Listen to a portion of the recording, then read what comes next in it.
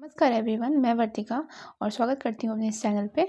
और इस वीडियो में हम सीटेट एसएसटी पेपर सेकंड के एनसीईआरटी क्लास 6 के नोट्स डिस्कस करेंगे। और ये मेरे पॉइंट वाइज नोट्स हैं। और अभी तक मैं आपसे कहती थी कि आप नोट्स ना बनाइए, लेकिन अभी मैं कहूँगी कि आप नोट्स ज़रूर बनाइए। आप जो मैंने इंपॉर्टेंट पॉइंट निकाले हैं उसे नोट्स ज़रूर बनाइए, क्योंकि हिस्ट्री में डेट्स बहुत हैं, तो डेट्स को याद रखने के लिए कहीं आपके पास वो प्रत्यक्ष रूप से लिखा होना बहुत ज़रूरी है। और दूसरी बात ये कि जिन्हें मेरी स्पीड बहुत तेज़ लगती है, क्योंकि मैं थोड़ा जल्दी पढ़ाती हूँ, क्योंकि मैं समय बचाने की कोशिश करती हूँ, तो वो प्लेबैक स्पीड कम कर सकते हैं। और जिन्हें अपना समय और बचाना है वो अपनी प्लेबैक स्पीड बढ़ा सकते हैं। तीसरा पॉइंट ये है कि ये नोट्स केवल सीटेट के लिए हेल्पफुल नहीं है, बल्कि जब आप सुपर टेट देंगे या फिर आप आईएएस या पीसीएस की तैयारी करते हैं या कॉम्पिटिटिव एग्जाम की तैयारी करते हैं, उनके लिए भी बहुत बेनिफिशियल है, क्योंकि यहाँ से ही सीधे सीधे वन लाइनर क्वेश्चन आ जाते हैं। तो चलिए। अच्छा, मैंने अपने नोट्स को बहुत छोटा रखा हुआ है, टू द पॉइंट बनाए हैं जो कि इम्पॉर्टेंट है। तो ये मेरी पहली वीडियो है इतिहास की, जिसमें मैं चैप्टर वाइज आपको पढ़ाती हूँ। तो लोग कहाँ रहते थे? तो लोग नर्मदा नदी के तट पर रहते थे। अच्छा, ये जितना भी इतिहास है वो एनिशियंट हिस्ट्री का पार्ट है, तो अगर आप अदर कॉम्पिटिशन की तैयारी कर रहे हैं तो उसमें भी ये हेल्पफुल रहेगा। तो लोग नर्मदा नदी के तट पर रहते हैं। नर्मदा नदी कहाँ से निकलती है? तो मध्य प्रदेश से होते हुए गुजरात में गिरती है, लेकिन क्योंकि एनसीईआरटी में केवल इतना गिवन है तो आपको इतना ही पढ़ना है। अगला है, ये लोग कुशल संग्राहक होते थे, यानी यहाँ पे जो लोग रहते थे ये कुशल संग्राहक थे और जड़ों, फलों तथा जंगल के उत्पादों का संग्रह करते थे, मतलब इकट्ठा करते थे और शिकार करते। उत्तर पश्चिम में सुलेमान और कीर्तन पहाड़ियाँ हैं जो कि पाकिस्तान में पाई जाती हैं। ठीक है, पाकिस्तान अफगानिस्तान क्षेत्र में पाई जाती है। यहीं पर सबसे पहले 8000 वर्ष पूर्व कृषि का आरंभ हुआ था। तो अगर क्वेश्चन आता है कि कृषि का आरंभ कब हुआ था, तो 8000 वर्ष पूर्व हुआ था, और यहीं इन्हीं क्षेत्र में हुआ था। सबसे पहले गेहूँ और कौन सी फसल उगाई गई थी? गेहूँ और जौ उगाई गई थी। और भेड़, बकरी, गाय, बैल पालतू बनाया गया था। अगला पॉइंट है कि नॉर्थ ईस्ट, यानी कि नॉर्थ ईस्ट उत्तर पूर्व, जो गारो खासी जयंतिया 3 पहाड़ियाँ हैं, लेकिन बुक में गारो का वर्णन था। तो गारो मेघालय क्षेत्र में पाई जाती है। तो जब मैं मेघालय बोलूँगी तो आपने अगर मेरी मैप वाली वीडियो देखी तो आपके माइंड में वो मेघा वाला लिंक होगा। मध्य भारत में विंध्य पहाड़ियाँ पाई जाती है। तो ये विंध्य पहाड़ियाँ एमपी और यानी कि मध्य प्रदेश वाले क्षेत्र में है। यहाँ पे सबसे पहले चावल उगाया गया था। अगर क्वेश्चन आता है कि सबसे पहले चावल कहाँ उगाया गया था, तो विंध्य के उत्तर के स्थान पे सबसे पहले चावल उगाया गया था। सिंधु की सहायक नदियाँ कौन थी? तो सिंधु की सहायक नदी, पहले सहायक नदियाँ क्या होती हैं? जो बड़ी नदियों में मिलती हैं उन्हें सहायक नदियाँ कहा जाता है। तो सिंधु की 5 सहायक नदियाँ हैं, 5 मेन सहायक नदियाँ, ऐसे तो बहुत सारी हैं लेकिन 5 मेन हैं: झेलम, चिनाब, रावी, व्यास, सतलुज। अब ऐसी लाइन से बोलिएगा: झेलम, चिनाब, रावी, व्यास, सतलुज। और ये इसी सिंधु नदी के पास में ही 4700 वर्ष पूर्व प्रथम नगर स्थापित हुआ था। ठीक है, तो प्रथम नगर कहाँ स्थापित हुआ था? तो सिंधु के पास वाले क्षेत्र में स्थापित हुआ। अभी आगे की चैप्टर्स में आप इसको डिटेल में पढ़ेंगे। गंगा घाटी के नगर, यानी कि गंगा के पास का जो इलाका होता है, जो गंगा के द्वारा प्रभावित इलाका है, वो कौन सा राज्य था? वो मगध राज्य, सबसे शक्तिशाली राज्य जिसको बोला जाता था। ये गंगा के दक्षिण वाले इलाके में आता था, सबसे बड़ा राज्य था। और 2500 वर्ष पूर्व इसका साम्राज्य फैला था, यानी कि मगध की स्थापना कब हुई थी? तो लगभग 2500 वर्ष पूर्व। अच्छा, वर्ष पूर्व वाला कॉन्सेप्ट अभी आप आगे सीखेंगे कि एडी बीसी, ये सारे कॉन्सेप्ट क्या होते हैं। गंगा की सहायक नदियाँ कौन थी? तो गंगा की कई सारी सहायक नदियाँ हैं, जैसे रामगंगा, गोमती, घाघरा, लेकिन बुक में सोन का वर्णन था, ये मैंने एक्स्ट्रा में डाल दिया, यमुना और घाघरा। सोन दक्षिण एशिया। ठीक है, तो ये उप महाद्वीप क्या होता है? तो उप महाद्वीप, महाद्वीप क्योंकि 7 महाद्वीप हैं, तो महाद्वीप का वो भाग जो जिनमें कई सारे पर्वत, पहाड़ियाँ और पहाड़ियों द्वारा बटा हुआ है, उसे उप महाद्वीप कहते थे। समुद्र, पर्वत, पहाड़ियों में बटा होने के कारण इसे उप महाद्वीप कहा जाता है। तो एशिया का जो साउथ हिस्सा है उसमें कौन कौन से देश आते हैं, कौन कौन से कंट्री आते हैं? तो भारत, पाकिस्तान, बांग्लादेश, नेपाल, भूटान, श्रीलंका, अफगानिस्तान, ईरान, चीन, म्यांमार और ऐसे आसपास की जो साउथ में एशिया के जितने भी कंट्री हैं वो। देखिए, हमारे देश यानी कि भारत का नाम कैसे पड़ा? तो इंडिया शब्द इंडस से बना है, ठीक है। इंडस, जिसको संस्कृत में सिंधु कहा जाता है। तो हुआ क्या था एक्चुअली, 2500 वर्ष पहले जब नॉर्थ वेस्ट से ईरान और यूनानी भारत में आए थे, तो सिंधु को इंडोस कहते थे, ठीक है। इंडोस या इंडस कहते थे, ठीक है। तो उसी इंडोस इंडोस कहते कहते वो इंडिया कहने लगे। इस प्रकार इंडिया नाम पड़ा। और 3500 वर्ष पुरानी कृति, अगर सबसे पुरानी कृति पूछी जाए कौन सी है या रचना कौन सी है, तो 3500 वर्ष पुरानी ऋग्वेद है। ऋग्वेद में भरत नाम का वर्णन है। तो भरत नाम उनके लिए कहा जाता था जो नॉर्थ वेस्ट में रहने वाले लोग होते थे, यानी कि ये है हमारा नॉर्थ वेस्ट एरिया। यहाँ पे रहने वाले लोगों को भरत कहा जाता था। भरत से हो गया भारत। अतीत के स्रोत कौन से, यानी कि कैसे हमको पता चले अतीत के बारे में जानकारी, इतिहास के बारे में जानकारी मिलेगी। तो इसका पहला स्रोत, ये मैंने पॉइंट वाइज बनाया हुआ है, तो इसको आप ऐसे ही लिख लीजिएगा टू द पॉइंट। पहला है पांडुलिपि। पांडुलिपि किसे कहते हैं? पांडुलिपि को इंग्लिश में मैन्यूस्क्रिप्ट कहते हैं, जो हाथ से लिखी जाती है। ये ताड़पत्रों या भुर्ज पेड़ की छाल पर, भुज पेड़ की छाल से जो भोजपत्र तैयार किया जाता था उस पर लिखा जाता था, उस पर वर्णन किया जाता था अतीत का कि हाँ ये चीज़ें होती हैं, या फिर कोई रचना वगैरह उस मैन्यूस्क्रिप्ट में लिखी जाती थी। ये समय के साथ या तो ये खराब हो गई हैं या तो फिर नष्ट हो गई हैं, लेकिन कुछ जो बची हुई हैं, जैसे अभी आप आगे देखेंगे कि ऋग्वेद में बची हुई है, तो वो उससे हमको अतीत की जानकारी मिलती है। अगला पॉइंट है महाकाव्य और कविताएं या नाटक, इनसे भी जानकारी मिलती है। संस्कृत या प्राकृत या तमिल भाषा में लिखे गए हैं। अभिलेख क्या होते हैं? तो अभिलेख वो होते हैं जो पत्थर या धातु पर राजा के जो आदेश या विजय का वर्णन होता है। जैसे अशोक का अभिलेख आप देखेंगे कि अशोक ने सबसे पहले अभिलेखों की शुरुआत कर रही थी, जिसमें उसने अपने विजय का वर्णन किया था। तो एनसीईआरटी में एक अभिलेख का वर्णन है जो अफगानिस्तान के कंधार से प्राप्त हुआ है। उसमें कौन सी लिपि लिखी गई है, ये इंपॉर्टेंट है। यूनानी और अरामेक लिपि लिखी गई है। तो कौन होते हैं, यानी कि आर्कियोलॉजिस्ट कौन होते हैं? जो अवशेषों का अध्ययन करते हैं। और इतिहासकार क्या होते हैं? जो इन्हीं स्रोतों का अध्ययन कर अतीत की जानकारी निकालते हैं। तो फिर फ़र्क क्या है इनमें? फ़र्क ये है कि पुरातत्वविद जो होते हैं वो भौतिक चीज़ें, यानी कि जो खुदाई करके जो पत्थर मिलते हैं या फिर जो चीज़ें निकलती हैं, जैसे मटके देखेंगे आप, निकलेंगे मनके, निकलेंगे सिक्के निकलेंगे, तो उनकी खोज करते हैं, उन पे रिसर्च करते हैं। इतिहासकार क्या करते हैं? भौतिक और लिखित दोनों जानकारियों पे रिसर्च करते हैं। ये समझना बहुत इंपॉर्टेंट है, क्योंकि इतिहास समझने से पहले आपको ये पॉइंट पता होना चाहिए कि तिथियों का वर्णन। बीसी क्या होता है? बीसी का फुल फॉर्म होता है बिफोर क्राइस्ट। एडी का मतलब होता है अन्नो डोमिनो, ठीक है। इसी को दूसरी लैंग्वेज में बीसीई बोलते हैं, यानी कि बिफोर कॉमन एरा, यानी कि बीसी भी अगर लिखा है या बीसीई लिखा है तो दोनों का मतलब सेम रहेगा। सी को बोलते हैं कॉमन एरा। ये फुल फॉर्म हो गया। अभी समझते हैं कि कैसे हम लोग डेट्स को निर्धारित करते हैं हिस्ट्री में। तो वर्ष की गणना ईसा मसीह के जन्म से की गई है, ठीक है। जैसे आपने मैथ्स में देखा होगा कि मैथ्स में ये लाइन होती है 0 की, और इधर होता है -1 -2, ठीक है। तो अगर पूछा जाए कौन बड़ा है तो हम लोग कहते हैं -1 बड़ा है, और इधर 1 और 2 में से कौन बड़ा है तो हम कहेंगे 2 बड़ा है। तो उसी प्रकार यहाँ पे भी आप मैंने एग्जाम्पल दिया हुआ है कि बुद्ध का जन्म हुआ है 563 BC में, यानी कि 563 में, और मृत्यु हुई है 483 में। थोड़ा अजीब लगेगा जो पहली बार इस कॉन्सेप्ट को देख रहे हैं कि 563 में जन्म लिया तो बढ़ना चाहिए ना, लेकिन इधर घटता है, क्योंकि ये घटते घटते घटते घटते फिर 0 पे आएगा। 0 वो डेट होगी जब ईसा मसीह का जन्म हुआ था। और इधर देखिए गांधी जी का जन्म लिखा हुआ है कि 1869 में हुआ, उनकी मृत्यु 1948 में हुई। जैसे हम लोगों के में अब चलता है कि अब अगर आगे बढ़ेंगे तो वो उसकी डेट बढ़ेगी, लेकिन इसमें क्या होता था, जो पुरानी ईसा मसीह के जन्म से पहले तो उसमें घटता था। आई होप आपको समझ में आया होगा।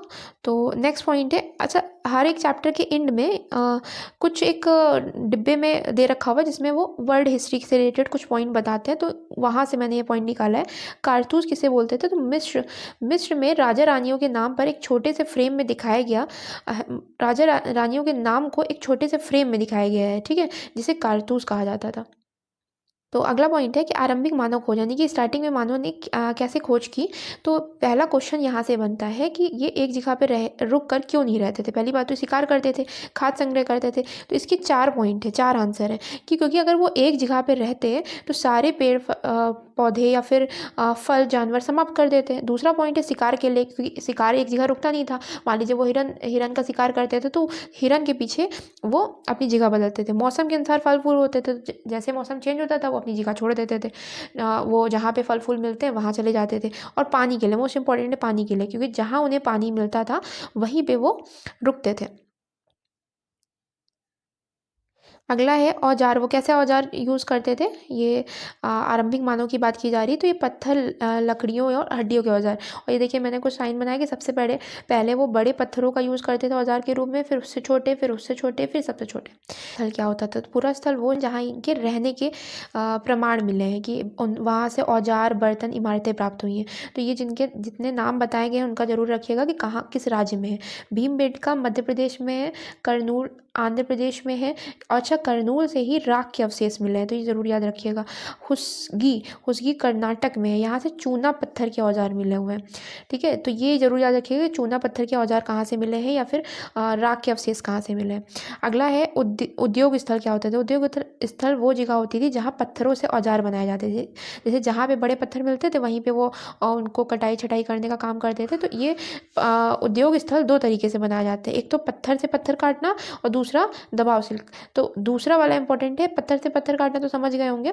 दबाव सिल्क में क्या होता है कि जिसको बनाना है औजार उसको फिक्स रखा जाता है अपनी पोजीशन पे, और दूसरे वाले से उस पे वार किया जाता है ताकि वो शेप ले सके।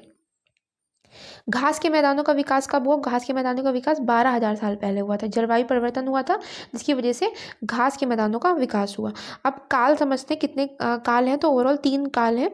पूरा पाषाण काल, मध्य पाषाण काल और नवपाषाण काल। पूरा पाषाण काल 20 लाख साल से पहले और 12,000 साल के बीच में, यानी कि 20 लाख से लेकर के 12 लाख साल पहले तक का जो काल है उसे पूरा पठार काल कहा जाता है। इसमें बड़े पत्थरों का यूज होता था, प्राचीन पत्थरों का। इसको तीन भागों में बांटा गया है, आरंभिक, मध्य और उत्तर। अगला पॉइंट है मध्य पाषाण काल, इसे मेसोलिथ भी बोला जाता है। इसी काल में जब भी मैंने बताया कि जलवायु परिवर्तन कब हुआ था, तो 12,000 साल पहले हुआ था। तो 12,000 साल पहले 12,000 से 10,000 साल पहले के बीच के काल को मध्य पाषाण काल कहा जाता है। इसमें औजार छोटे यूज होते थे, इसीलिए इसको माइक्रोलिथ या लघु पाषाण भी बोला जाता है। नवपाषाण काल क्या होते हैं? जो 10,000 साल पहले की से रिलेटेड है। ठीक है, तो 12 से 10 के बीच में मध्य पाषाण और 10 से लेकर के जो काल शुरू होता है वो नवपाषाण काल होता है। जिसमें जो पत्थर यूज होते थे वो छोटे यूज होते थे। तो पूरा का मतलब होता है प्राचीन और पाषाण का मतलब होता है पत्थर। ये जितना भी डिवीजन है पत्थरों के हिसाब के अकॉर्डिंग किया गया है, इतिहास का डिवीजन। शैल चित्र क्या होता है? जो गुफाओं पे चित्र बने होते थे उन्हें शैल चित्र कहा जाता है। शुतुरमुर्ग का अवशेष कहाँ से प्राप्त हुए हैं? तो महाराष्ट्र के पटने पुरस्थल समझ गए ना, जहाँ पे लोग रहते थे वहाँ से शुतुरमुर्ग के अंडे के छिलके मिले जिसपे चित्र या मनके बनाए जाते थे। ठीक है, मनके वो होता है जो गले में पहनने के लिए धागे में डाल के पहना जाता था। फ्रांस में, अब ये जो चैप्टर एंड हुआ है तो आखिरी में एक वर्ल्ड हिस्ट्री का क्वेश्चन है कि फ्रांस में जो चित्र मिले हैं वो 20,000 साल से 10,000 साल पहले के हैं। और ये इतना इम्पोर्टेंट नहीं जितना ये इम्पोर्टेंट है कि इसमें जो चित्र मिले हैं उनमें रंग जो था वो लौह अयस्क और चारकोल से भरा गया था। ये अगला चैप्टर स्टार्ट होता है कि खेती और पशुपालन की शुरुआत कब हुई। तो सबसे पहले कौन सा पालतू बना था? सबसे पहले पालतू कुत्ता बना था, ये कुत्ते का जंगली पूर्वज। फिर भेड़ और बकरी बने हैं। बसने की प्रक्रिया 12,000 साल पहले। क्यों 12,000 साल पहले? क्योंकि घास के मैदानों का विकास इधर ही हुआ है, और घास बढ़ेगी तो सीधी सी बात है वो फूड साइकिल पूरा जनरेट होता है। पहली फसल कौन थी? तो मैंने बताया था गेहूँ और जो पहले पढ़ चुके हैं। जानवर चलते फिरते खाद्य संग्रह होते थे, क्योंकि जानवर से हमको दूध, मांस और आदि चीज़ें मिलती हैं। कृषि पशुपालन के साक्ष्य कहाँ से मिला? ये इंपॉर्टेंट है, जो बहुत इंपॉर्टेंट है वो मैं बोल देती हूँ कि कृषि पशुपालन के साक्ष्य बुर्ज होम कश्मीर से, मेहरगढ़ पाकिस्तान से, गुफकाल कश्मीर से, चिराद बिहार से, महागढ़ा उत्तर प्रदेश से, हल्लूर आंध्र प्रदेश से, पय्यमपल्ली आंध्र प्रदेश से और कोल्डी हवा उत्तर प्रदेश से। तो इन सारी जगहों से मिले हुए हैं। मिले हुए अनाज के दाने मिले हैं, जिससे हमको ये पता चलता है कि वो उनको अनाज उगाने का ज्ञान था। बुर्ज होम एक जगह है जहाँ से गड्ढे के नीचे घर बनाने के प्रमाण मिले हैं, और जिसे गड्ढे के नीचे जब घर बने होते थे, जो ग्राउंड जो रूम होते हैं उनको गर्तवास कहते थे। जनजाति की क्या विशेषता है, क्योंकि ये डिब्बे वाला पोर्शन है तो इम्पोर्टेंट है। जनजाति की विशेष, जनजाति की छोटी बस्तियों में रहते हैं, परिवार के समूह होते हैं, इनका खुद का एक रीति रिवाज होता है। ये क्योंकि नेचर से बहुत जुड़े होते हैं तो खेती, पशुपालन आदि, मकड़ी पकड़ना इनका पेशा होता है। महिलाएं खेती करती हैं और करती थी, और बच्चे देखभाल करते थे। पुरुष पुरुष क्या करते थे, बड़े पशुओं को, ये झुंडों को चराते थे। जानवरों की सफाई और दूध निकालने का काम दोनों लोग करते थे, यानी कि स्त्री पुरुष दोनों करते थे। उसके अलावा ये सारे काम भी वो करते थे। अगला, उनको गाना, नाच, सजावट आदि पसंद था। इनका नेता कौन होता है जनजाति के लोगों का, तो कोई या तो कोई वृद्ध होगा या तो नौजवान योद्धा या पुरोहित होते थे। वयस्क महिला को भी सेम सम्मान दिया जाता था। इनकी सांस्कृतिक परंपराएं समृद्ध होती हैं, यानी कि बहुत संस्कृति से बहुत जुड़े होते हैं, और इनके अपने देवी देवता होते हैं, याद रखिएगा। अमीर गरीब में कोई भी अंतर नहीं करते हैं, भेदभाव नहीं करते हैं। मेहरगढ़, जो मैंने बताया था कि अभी जब स्टार्टिंग चैप्टर में मैंने बताया था कि सबसे पहले गेहूं और जौ उगाए गए थे, तो ये कहाँ पे उगाए गए थे, मेहरगढ़ में उगाए गए थे। ईरान जाने वाले मार्ग में बोलन दर्रे के पास है मेहरगढ़। और कब उगाए गए थे, तो स्टार्टिंग में पढ़ा था हमने कि 8,000 साल पहले। मेहरगढ़ में जो घर होते हैं वो चौकोर और आयताकार होते हैं, ठीक है, और कमरे 4+ होते हैं, जो भंडारण का काम, यानी कि स्टोर करने का काम करते हैं। मृत्यु के बाद भी जीवन है, क्योंकि कब्र में यहाँ से बकरी मिली थी, ठीक है, जिससे इनको हमको पता चला कि ये लोग मृत्यु के बाद भी जीवन को मानते थे। दाउजली हेडिंग एक जगह है जहाँ पे जो ब्रह्मपुत्र घाटी के पास पड़ती है, जो चीन और म्यांमार जाने वाले मार्ग में, यानी कि असम त्रिपुरा वाले मार्ग के जगह पे पड़ती है। खरल, मूसर, पत्थर के उपकरण मिले हैं, ये याद रखिएगा। ये मोस्ट इम्पॉर्टेंट है कि जे डाइट पत्थर जो चीन से लाया गया था, उसके अवशेष कहाँ से मिले हैं, तो दाउजली हेडिंग से मिले हुए हैं।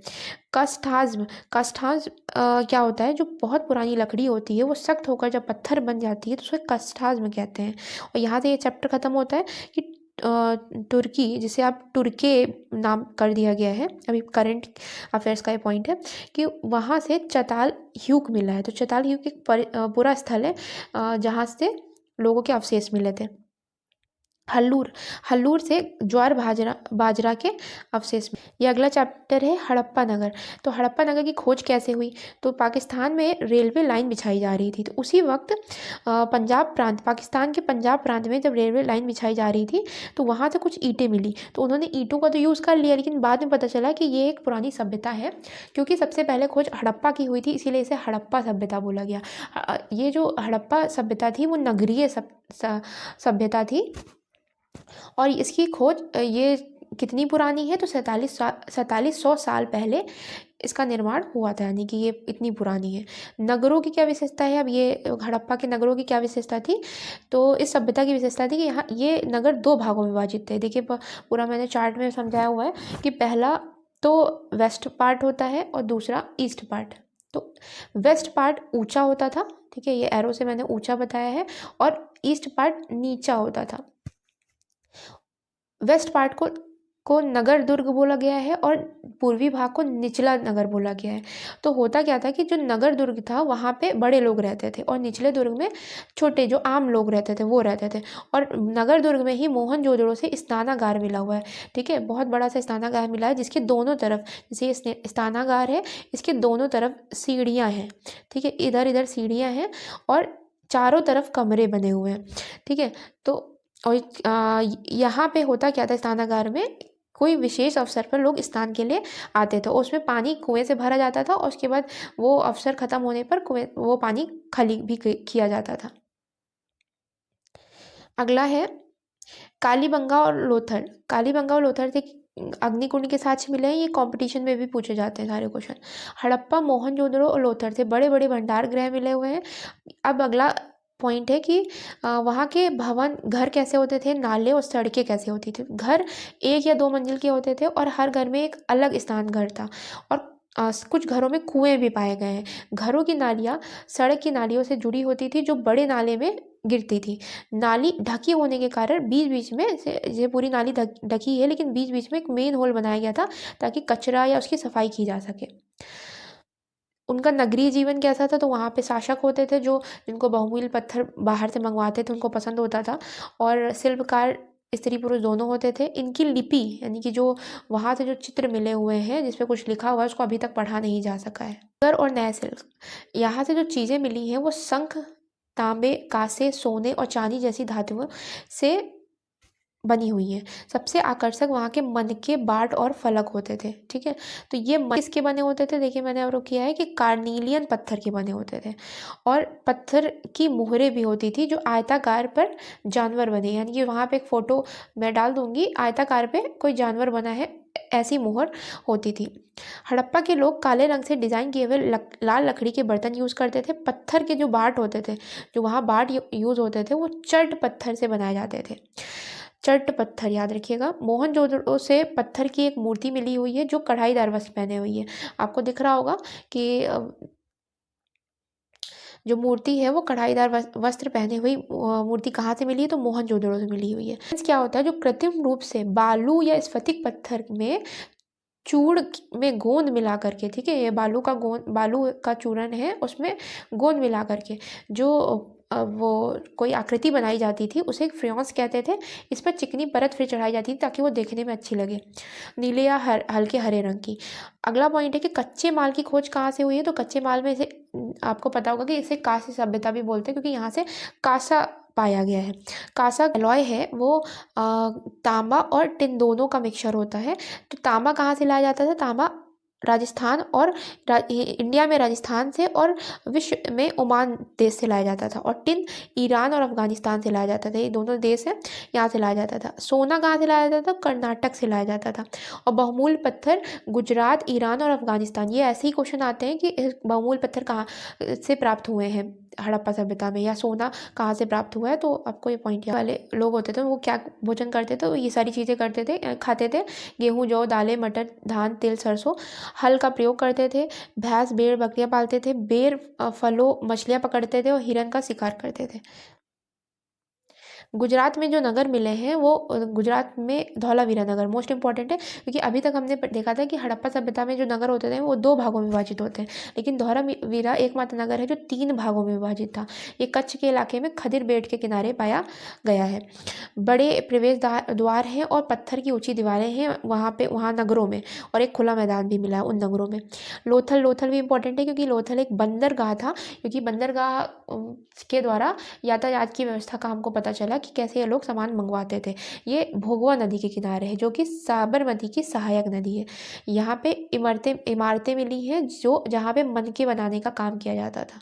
सभ्यता का अंत कैसे हुआ? तो सभ्यता का अंत का अभी तक किसी को पता नहीं चल पाया, लेकिन 3900 साल पहले यानी कि 3900 साल पहले हुआ है। और नदियाँ सूख गई थी। किसी का कहना है कि नदियाँ सूख गई थी, किसी का कहना है जंगलों का विनाश हुआ था, किसी का कहना है कि शासकों का नियंत्रण समाप्त हो गया था इनके कारण, या किसी का कहना है बाढ़ आ गई थी, इनके कारण इनका अंत हुआ है ये सभ्यता का। और आखिरी पॉइंट है, आखिरी लास्ट 3 पॉइंट बचे हुए इस चैप्टर के। मिस्र जिसे नील नदी का वरदान भी कहा जाता है। तो नील नदी यहाँ पे सबसे लंबी नदी है विश्व की। यहाँ से पिरामिड मिले हुए हैं। तो आपने देखा भी होगा मूवीज़ वगैरह में पिरामिड होते थे जिसमें ममीज़ रखी जाती थी, जो राजा होते थे उनको मरने के बाद रखा जाता था। और ये रेगिस्तान, क्योंकि नील नदी का इलाका होगा वो तो अच्छा होगा, उपजाऊ होगा, लेकिन उसके अलावा भी कुछ इलाका है जहाँ रेगिस्तान है, वहाँ पिरामिड पाए गए हैं। मेहरगढ़ वही पाकिस्तान वाली जगह जहाँ कपास की खेती सबसे पहले हुई है और 7000 साल पहले हुई है। मोहनजोदड़ो से अन्नागार भी मिला है, चांदी का फूलदान मिला है, और मोहनजोदड़ो से वो कढ़ाईदार वस्त्र वाली मूर्ति भी तो मैंने बताया वो भी मिला हुआ है, और स्नानागार भी मिला हुआ है। फ्रेंस से बनी सूत कताई, ये भी कि इनके अवशेष भी यहाँ से मिले हैं। अब यहाँ होता है ये चैप्टर समाप्त। अगला चैप्टर है वेद। वेदों की रचना कब हुई है? तो 3500 साल पहले। पहले चैप्टर में हमने पढ़ा था कि सबसे पहले ऋग्वेद बना था 3500 साल पहले। वेद कितने हैं? 4 हैं, ऋग्वेद, सामवेद, यजुर्वेद, अथर्ववेद। तो ऋग्वेद की विशेषता ये दे रखा है कि ऋग्वेद में 1000 प्लस सूत्र हैं, यानी कि 1028 एग्जैक्टली मैं कहूँ तो, जो कि कॉम्पिटिशन में पूछा जाता है। सूक्त क्या होता है? जो अच्छी तरह से बोला गया। सूक्त का अर्थ होता है अच्छी तरह से बोला गया। ऋग्वेद में मुख्यतः 3 देवताओं पे विशेष ध्यान दिया गया है। इंद्र जो युद्ध के देवता हैं, अग्नि जो आग के देवता हैं, सोम जो एक पौधा है जिससे पेय पदार्थ बनाया जाता है। इसमें जो भाषा यूज हुई है वो प्राक संस्कृत और वैदिक संस्कृत भाषा का यूज किया गया है। पे वाला है तो मोस्ट इंपॉर्टेंट है, क्योंकि आपको पेडागोजी में भी मिलेगा कि भाषाएं जो संस्कृत भाषा है वो कौन से परिवार का हिस्सा है, तो भारत और यूरोपीय भारोपीय परिवार का हिस्सा है। नॉर्थ ईस्ट यानी कि पूर्वोत्तर जो राज्य में भाषा बोली जाती हैं वो तिब्बत वर्मा परिवार की भाषाएं होती हैं। साउथ में जो भाषाएं बोली जाती हैं वो तमिल, तेलुगु, कन्नड़, मलयालम, ये चारों बोली जाती हैं और ये द्रविड़ परिवार की भाषा है। झारखंड और मध्य प्रदेश में, झारखंड में ईवीएस में मैंने पढ़ाया था कि कुडुख भाषा बोली जाती है, तो ये ऑस्ट्रो एशियाटिक परिवार की भाषाएं हैं।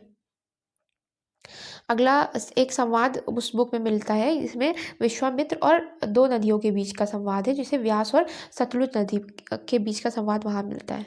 इसलिए मैंने पॉइंट में लिख दिया कि अगर आता है कि किन के बीच में संवाद हुआ था तो ये पॉइंट याद रखिएगा। ऋग्वेद की एक पांडुलिपि मिली हुई है। मैंने कहा था ना कुछ पांडुलिपि बच गई हैं जो भुज बेल की छाल पे बनाई जाती थी, तो उसको अब संरक्षित करके पुणे में लाइब्रेरी में रख दिया गया है। लोगों का वर्गीकरण काम के आधार पे होता था, जन्म के आधार पे। जैसे अब चलता है कि जन्म के आधार पे ये ब्राह्मण हो जाते हैं, लेकिन पहले ऋग्वैदिक काल में ऐसा नहीं था। काम, भाषा, परिवार, निवास, परंपरा आदि के आधार पे होता था। काम के आधार पे दो समूह मेन थे, पुरोहित और राजा। पुरोहित का काम यज्ञ करवाना होता था। ऋग्वेद में जन और विश्व का वर्णन होता है, भी इसके बारे में आगे देखेंगे आप। आर्य क्या होते थे? आर्य खुद जो प्रार्थनाओं की रचना करते थे, प्रार्थना मतलब सूक्त जो थे उनकी, जिन्होंने रचना की, वो खुद को आर्य कहते थे। और दास किसको बोलते थे? जो आर्य के विरोधी, आर्य ही कहते थे दास उनको, जो उनके विरोधी होते थे उनको दस्यु या दास कहा जाता था। महापाषाण कब्रें क्या है? तो महापाषाण कब्रें जो पुराने टाइम में कब्रें मिली हैं वो 3000 साल पहले की हैं और दक्कन, दक्षिण भारत क्षेत्र में, नॉर्थ ईस्ट भारत में, कश्मीर से मिली हुई हैं। इनमें होता क्या था कि काले लाल मिट्टी के पत्थर के साथ लोहे के औजार, घोड़ा, सोना आदि चीज़ों को उनके साथ दफनाया जाता था। कुछ कब्रों में कई कंकाल एक साथ मिले हुए हैं, जिससे ये पता चलता है कि मतलब सामूहिक दफनाया जाता था। अब ऐसा ये नहीं है कि सब एक साथ खत्म होते थे, लेकिन हाँ ये होता था कि जब भी उसमें एक पोर्ट होल बना होता था, ठीक है, एक होल टाइप का बना होता था, जिसके द्वारा जब कोई बाद में ख़त्म होता था उसको उसी होल से उसी जगह पे लाके दफना दिया जाता था और चिन्ह बना देते थे अपना अपना कि ये उनके परिवार का हिस्सा है। इनाम गांव एक जगह है जहाँ से जो कब्र मिली है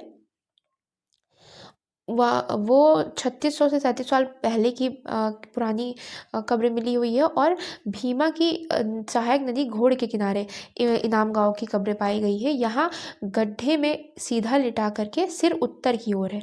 अच्छा, ये ऐसे आता है कि इनकी विशेषता क्या है जो कब्र मिली है, तो इसलिए और अदर कंपटीशन के लिए भी इम्पोर्टेंट है। अगर आप मेंस वगैरह देते हैं ISA का, तो उसके लिए भी इम्पोर्टेंट है। चरक वैद्य, चरक एक वैद्य थे जिन्होंने चरक संहिता लिखी। इनकी बुक का नाम याद रखिएगा और ये पॉइंट याद रखिएगा कि इनमें मनुष्य में जो हड्डियां मिली हैं वो 360 इन्होंने बताया था, लेकिन एक्चुअली में 206 है। तो इनकी 360 गलत कैसे हुई? या गलत नहीं है, इन्होंने इसमें दांत और जो कार्टिलेज होते हैं उनको भी इन्होंने जोड़ के इंक्लूड करके बताया था। 3500 साल पहले चीन में कुछ हड्डियां, जानवरों की कुछ हड्डियां मिली थी जिसपे कुछ ना कुछ लिखा हुआ था, तो उन लोगों को ये लगता था कि ये भविष्यवाणी बताने का काम करती हैं। अगला चैप्टर है नए शासक, यानी कि नए शासकों का विकास कब हुआ? तो 3000 साल पहले हुआ है। और पहले क्या था कि नए शासक लोग चुने जाते थे यानी कि ऋग्वैदिक काल में, लेकिन फिर क्या हुआ? अश्वमेध यज्ञ जो करवाता था वही राजा बनता था। अश्वमेध यज्ञ में आपने रामायण में देखा होगा कि जब वो घोड़ा छोड़ा जाता है तो जो घोड़े को रोकता है उसे राजा से युद्ध करना पड़ता है, तो अगर नहीं रोकता है तो वो उसके अधीन हो जाता है।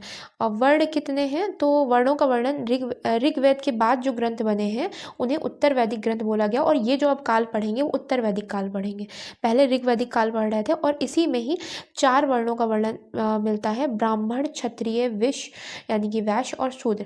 ब्राह्मण क्या करते थे? यज्ञ करते थे या अध्ययन अध्यापन का काम करते थे। क्षत्रिय युद्ध करना इनका मेन काम था और वैश्य का काम, वैश्य में किसान और व्यापारी आते हैं। और शूद्र का काम इन तीनों वर्ग की सेवा करना था।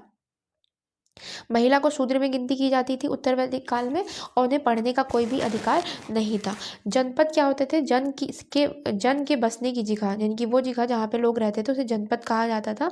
और इनके प्रमाण यहाँ इन जगहों से मिले हुए हैं। आप इनके नोट्स बना लीजिएगा और उसको कई बार आप रीड करेंगे तो आपको याद हो जाएगा।